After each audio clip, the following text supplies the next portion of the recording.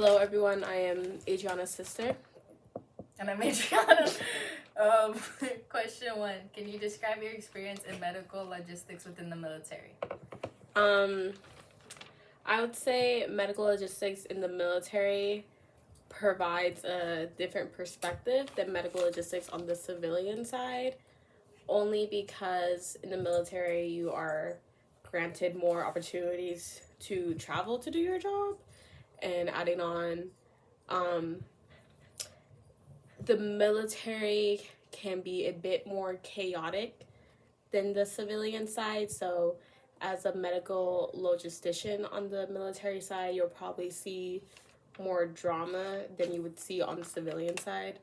Not that any case is more important than the other. Okay. Question two: How do you ensure timely delivery of medical supplies to frontline units?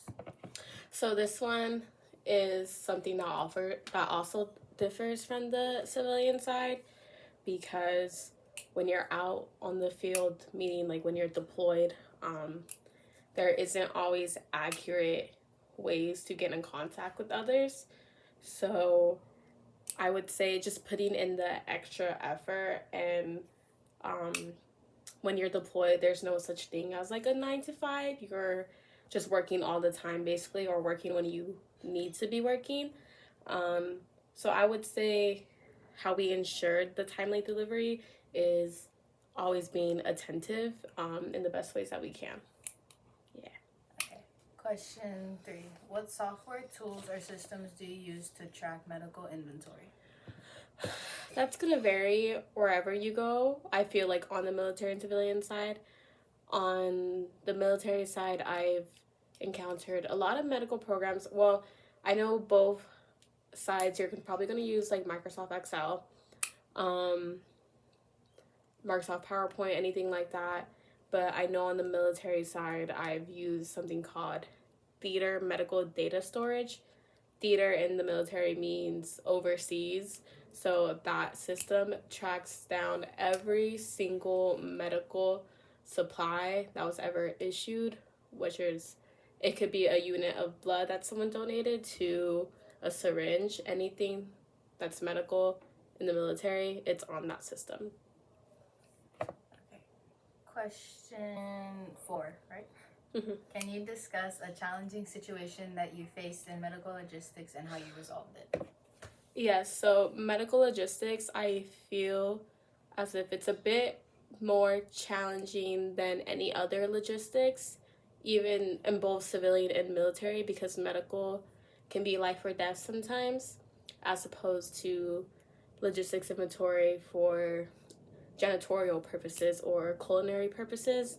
Um, a challenging situation would be, let's say you're deployed and I have units of blood where I'm stationed at that are used in case there's a critical emergency, but the critical emergency is happening far away from me.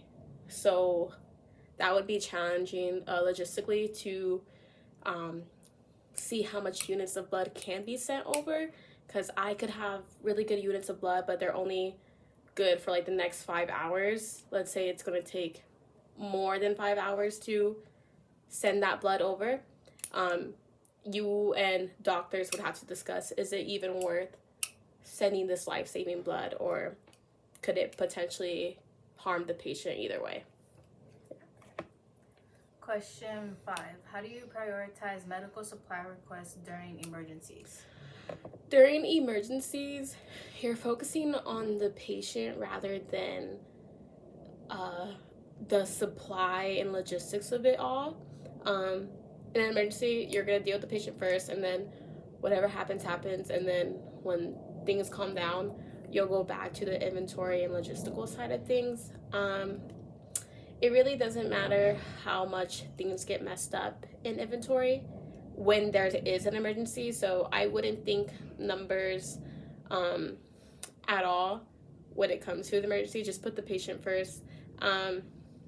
If there was, how would you prioritize medical supply requests? If there was things to consider regarding medical supply emergencies, it would be the temperature of the products that we're delivering, and the expiration dates of the products that we're delivering.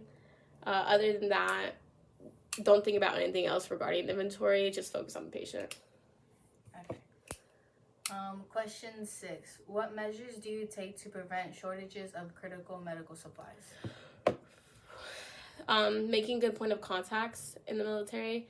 Let's say I only have a few units of blood wherever I'm at, but I'm friends with someone that's stationed in Germany and they have a whole bunch of blood.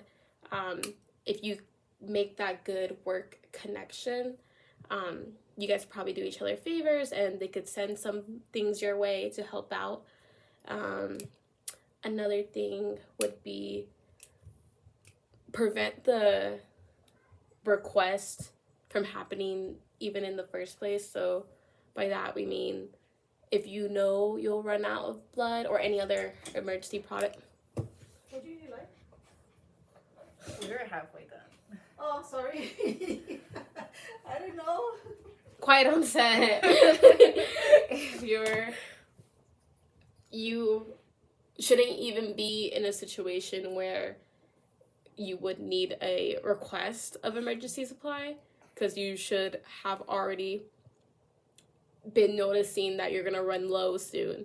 I know for like blood products, we will freeze blood, and red blood cells, they can be frozen for up to like 10 years. So that could be a backup. If I did run out of red blood cells, I would just find the freezer and get some frozen red blood cells.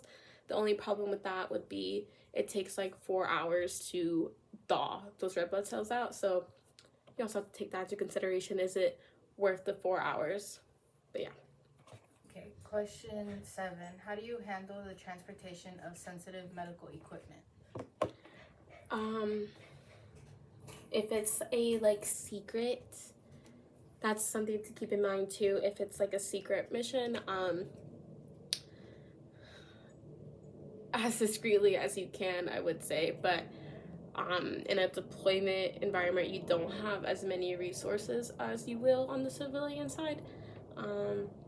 It also depends on your relationship with whoever is requesting this product, or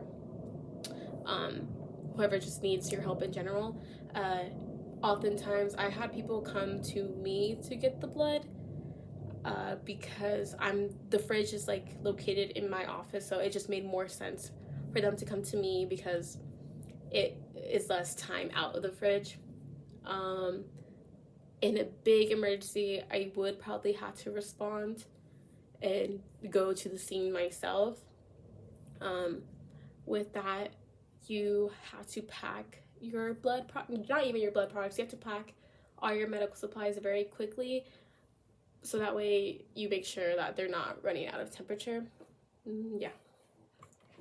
Okay, question 8. Have you implemented any process improvements in the medical logistics? Wow, good question. Yes, I have. I got an award in the military for this, actually. The highest ranking person on that continent shook my hand and gave me an award for this. So it's one of my biggest flexes. So I implemented a new standardized operation procedure. In other words, an SOP that for whoever else is deployed to where I was at, they now have guidance on how to do the job, basically. Because when I went, there wasn't any guidance for me. I didn't feel like I had any prior knowledge.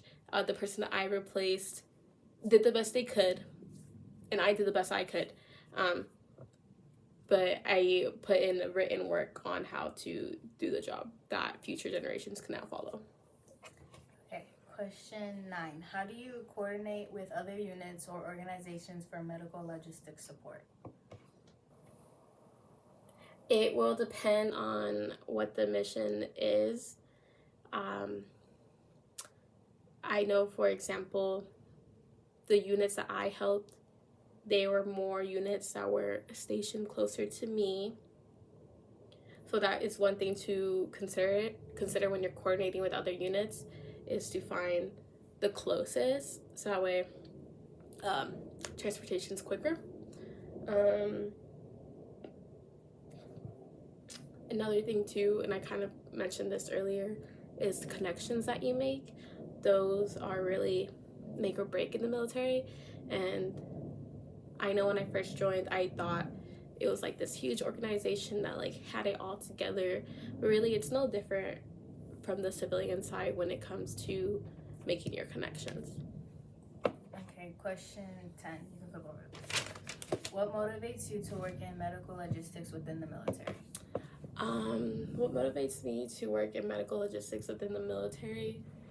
For sure, just being one of the only, I think, women in medical logistics in the military. I don't come across that a lot. I know my deployment was very hard because I didn't have a woman to look up to, I guess. So that's what makes me stay as much as I've talked about wanting to leave. That's what makes me stay, is because I want to be someone's hero that way as well. And also, with the amount of work I've already put into this career, it'd be sad to see it all go down the drain.